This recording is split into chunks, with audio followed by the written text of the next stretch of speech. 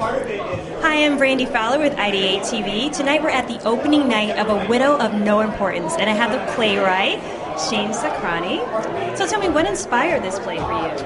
Well, I wrote this play in a class of mine at school at USC, and I'd written a lot of things before that were about father and son, really about men in Indian culture, and I wanted to write a play about a strong woman, And so when I looked into my family history, there was only one person I could think of, that's my grandmother.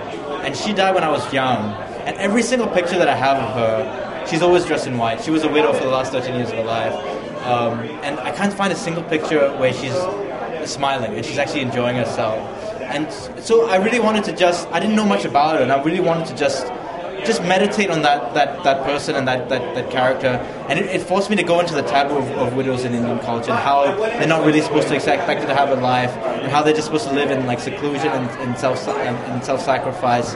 And from there, I went from that taboo to a more sort of universal one that's not just culturally specific. That's the one of the May-December romance, the older woman and younger man. And I thought, wow, this is a really interesting way to deal with two taboos at once, and just sort of raise a lot of questions, about a culture, and just explore in that respect, and maybe make it romantic. And when I got to that point, I realized it was a romantic comedy, And so it was really about balancing those two things together. Now, if you could write about anything, what would it be?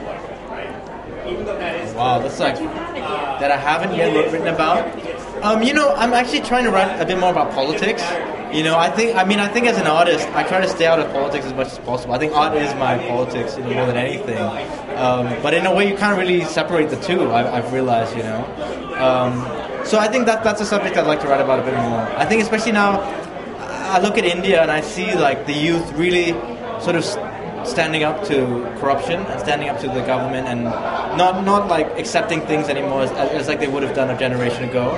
So I think that there's a lot of sort of material there to be mined from that. Yeah. Well, thank you very much for joining us. Thank you so much. Thank you so much. Thank you. Again, I'm Brandy Fowler with IdeateTV. Thank you for tuning in.